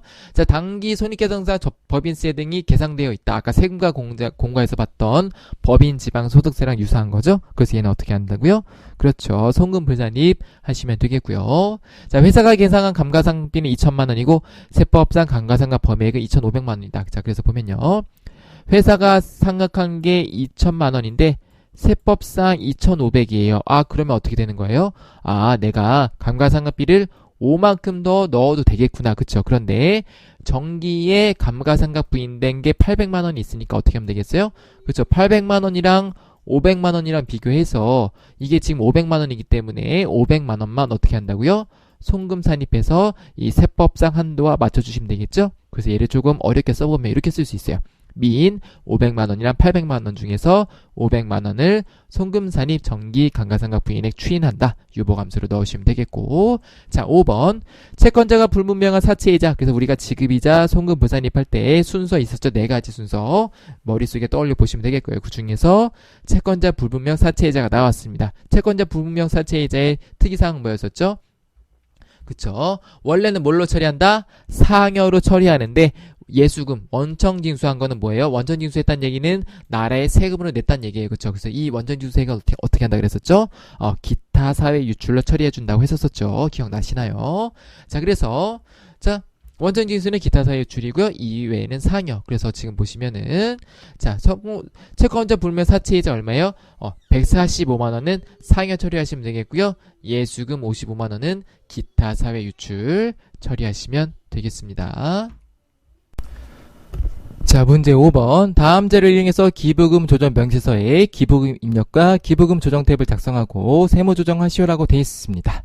자, 이 문제는요, 아마 웬만하면은 맞추기 힘든 문제입니다. 정말 어려워요. 이게 진짜 내가 이걸 100% 알고 문제를 풀 정도 수준이면 이미 전산세무 1급을 합격하신 분이라고 저는 생각을 합니다. 그 정도로 이 문제는 어려워요. 물론 이제 맞출 수는 있어요. 맞출 수는 있는데 이 내용을 100% 이해하고 맞추기는 상당히 어렵기 때문에 이 문제는 되게 어려우니까요. 기부금 준비하시는 분들은요, 이 문제를 완벽하게 아시면 다른 문제들도 상당히 쉽게 맞출 수 있을 거라고 생각을 합니다. 해보겠습니다. 자, 일단 기부금이 나오면 뭐라고 했었죠? 그쵸? 얘가 지정인지 법정인지 비지정인지 확인하시라고 했었고요. 그 다음에 보시면요. 이렇게 법정기부금은 법인세법 제24조 2항, 지정기부금은 24조 3항. 그래서 이렇게 용어가 바뀌었다고 했었었는데 이렇게 바뀌었으니까 원래는 이렇게 문제를 내야 되는데 이렇게 낼 수가 없으니까 이렇게 주석을 달아놓은 겁니다. 그냥 참고하시면 되겠고요. 그 다음에 주 1 보니까요. 여기 지출처 다 전부 다 특수관계가 없다고 돼 있고요. 그 다음에 주 2 보니까요. 주 2가 어디 있지? 네, 여기 있네요. 자, 토지는 정당한 세 없이 저가 양도하였다라고 되어 있고요. 그 다음에 법인세 과세 표준 및 세액조정 개념상 차가금 소득 금액이 있는데 기부금에 대한 세무조정 정금액이니까 여기에 기부금에 대한 세무조정 금액을 넣어서 그렇죠. 반영된 후에 금액을 넣어주시면 되겠고요. 세무상 미공지 2월 결승금 및 2월 기부금이 있는 거는 확인하셔서 넣으시면 되겠는데 유의할 게 보다 그렇죠. 2월 기부금 300만 원에 대해서는 우리가 원래는 송금 산입하는 세무조정이 필요한데 전자세무 1급 문제에서는 그런 것들은 생략을 한다라고 기억을 하시면 되겠습니다. 네. 자, 그래서 이제 보겠습니다. 하나씩 볼게요. 자, 3월 11일 500만원 지정기부금 단체에 기부했고요. 그쵸. 그 다음에, 2천만원은 법정기부금 단체에 기부했어요. 그 다음에, 자, 7월 21일인데 금액은 모르는데요. 이재명 구호 물품이고, 법정기부금 단체일 때는 어떻게 한다고요? 무조건 장부가액으로 갑니다. 장부가액. 자, 그 다음에, 자, 이것도 나눠져 있죠. 법정기부금인지 특수관계가 있는지 없는지에 따라서 달라지는데, 자, 여기 보시면 특수관계가 없기 때문에 우리가 장부가액으로 간다. 그래서 여기서 첫 번째 고비가 하나 있고요. 두 번째 고비는 이제 여기 있어요. 자, 비지정기부 단체금인데요. 자, 보시면은 보유 중인 토지를 양도했는데 저가 양도했어요. 자, 저가 양도했을 때 기부금의 회계 처리는 세무조정은 두 개로 나눠져요. 뭐가 있냐면은 비지정기부금일 때랑 비지정기부금이 아닐 때로 나눠집니다. 그래서 아닐 때는요. 송금이랑 입금이랑 똑같은 금액의 세무조정이 이루어져서요. 여기에 똑같은 금액을 더해 주셔야 되는데 지금은 뭐예요? 비지정기부금 단체이기 때문에 이때는 어떻게 한다고요? 저가 양도할 때 비지정기부금일 때는 어떻게 한다고요? 그래서 이때는 송금 불산입 하나밖에 없어요. 그러니까 만약에 얘가 비지정기부금이 아니라 다른 기부금이었으면은 세무조정이 이렇게 두 개가 나왔을 것이고요. 지금 비지정기부금이니까 세무조정이 하나만 나온다. 자, 그리고 기부금은 뭐라 그랬었죠? 그렇죠. 시가랑 뭐예요? 시가가 아니라 죄송합니다. 자, 양도가랑 뭐다? 시가의 플러스 마이너스 30%를 뭐라고 한다고요? 정상가액이라고 합니다. 그래서 시가와 양도가액, 그러니까 시가가 아니라 정상가액이랑 양도가액의 차이를 우리가 위제 기부금으로 보는데요. 보시면 자, 정상가액을 계산하시면요. 자, 양도가액은 6천만 원이고 정상가액은 시가의 플러스 마이너스 30%에서 7천만 원이에요. 그렇죠? 그러니까 내가 뭐예요? 저가 양도했어요. 7천만 원짜리를 6천만 원에 저가 양도했죠. 그래서 이 간주 기부금에 대한 거 뭐 어떻게 한다고요? 비지정 기부금이고 저가 양도했을 때는 얘는 뭘로 한다? 송금 불산입한다. 그래서 송금 불산입 금액인 간주 기부금이 1,000만 원이 들어와서 소득 조정 금액은 입금 산입에 3,500만 원을 넣어 주셔야 돼요. 이게 어려워요. 이 내용 자체가 어렵습니다. 그래서 간주 기부금을 이렇게 넣어주시면은 나머지는 이제 입력만 하시면 되는 거거든요. 그 다음에 이제 2월 결승금이랑 2월 기부금 넣어서 우리가 세무조정을 하시면 되겠습니다. 자, 그래서 기부금 볼게요. 자, 일단 입력을 해볼게요. 자, 일단은 지정기부금이니까 빨리 입력을 해보겠습니다.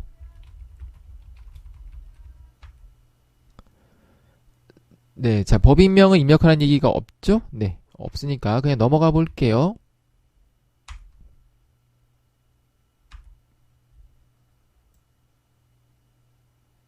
아니네요. 지금 보시면은 기부처의 사업자 주민번호 입력을 생략하라고 되어 있으니까 법인명을 약간 애매하긴 한데 그냥 뭐 어쩔 수 없죠. 여기 문제 있는 거 보고 입력을 해볼게요. 자, 그 다음에 2항 5월 23일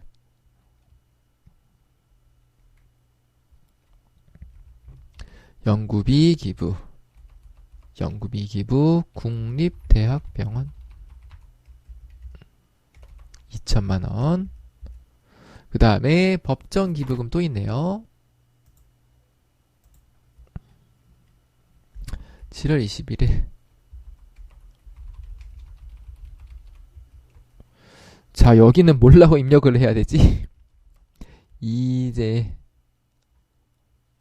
네, 모르겠습니다. 잘 모르겠네요. 뭐라고 입력을 해야 될지. 입력 안 하셔도 될 것 같아요. 제 생각엔 입력 안 하셔도 큰 문제 없습니다. 자, 그 다음에 그 밖의 기부금. 그래서 미제 기부금 또는 간주 기부금이라고도 합니다. 자, 얘도 없네. 네, 거래처는 안 넣으셔도 될 것 같아요. 그래서 얘는 얼마냐면은 1,000만원. 자, 이렇게 하시고요. 그 다음에 소득금액 조정명세서 요거 여기에 2억 7천, 입금에 3,500만원, 송금에 1,000만원 이렇게 넣어주시면은 되겠습니다. 자, 그 다음에 자, 기부금 조정 가지고요. 2월 결손금을 1,500만원 입력해 주시면 되겠고요. 자, 그 다음에 밑에서 여기 있는 거 합계 얼마냐면은 자, 연도가 나와 있진 않네요. 그쵸? 2월 기부금인데 2021년 발생분이라고 돼 있죠. 자, 그래서 2021년 발생분에서 보시면은 지정기부금이니까 지정기부금은 24조 사망. 24조 사망. 그래서 얼마냐면은 300만원. 네. 이렇게 넣어주시면은 되겠습니다. 자, 요거 송금 추인에 어떻게 확인한다 그랬었죠? 자, 요거랑 보시면은, 아이고. 자, 해당 연전 지출액의 송금 산입액이랑 지금 보시면은 24조 사망 요거예요. 요게 지정기부금이에요. 보시면 요거. 사망이죠? 네. 얘랑 확인해서 해당 지출 연도에 송금 산입액이 있으면은 요거 금액 확인하셔가지고 요게 더 작으면 300만원 이렇게 다 넣어주시면은 되겠습니다. 네. 자, 이렇게 하시고 저장하시고 나오시면 되겠습니다. 자, 이렇게 해서 100일의 전선세무 1급 기출문제 풀이를 마무리해 보도록 하겠습니다. 시청해주신 여러분들 감사합니다.